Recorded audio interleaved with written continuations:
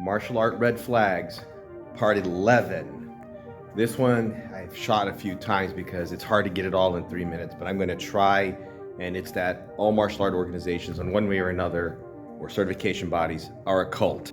I know it's a bold claim, and I know a lot of people are probably going to get irritated, they're going to get triggered, but hear me out, and I'll tell you my personal experience in a way, and I'll tell you the organization it is as well.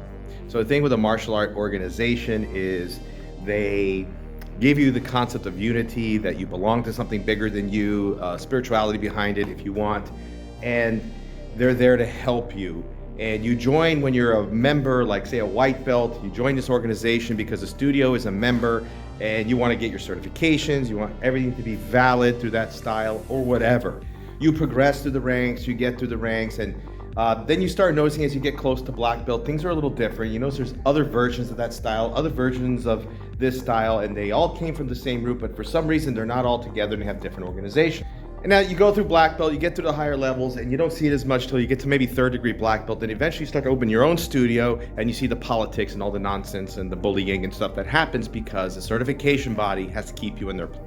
Especially when they tell you how to run your studio, what to do in your studio. And this particular organization is always telling you, no, those students don't belong to you. They really belong to us. You're just merely an ambassador. You submit results and we promote them. I'm not making that up. That actually was told to me on many an occasion. In fact, I even got a letter from the head of that organization. Please read this news article from 1950 about who really promotes your students. My argument was, you're not there when that student's in their downtimes. You're not there when you see their accomplishments.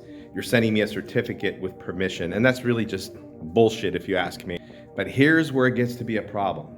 You're the rising star, especially when you were young like me. I was in my mid-20s. I was like a fourth degree black belt, close to fifth. I had the third largest studio, and at the same time a second studio that was the 10th to 15th largest studio in that organization. And they can't have that because you're younger, you're a lower rank, and you're making the seniors look bad, and that's when they start digging at you. It's either get in line or we're gonna make your life miserable. And they do it.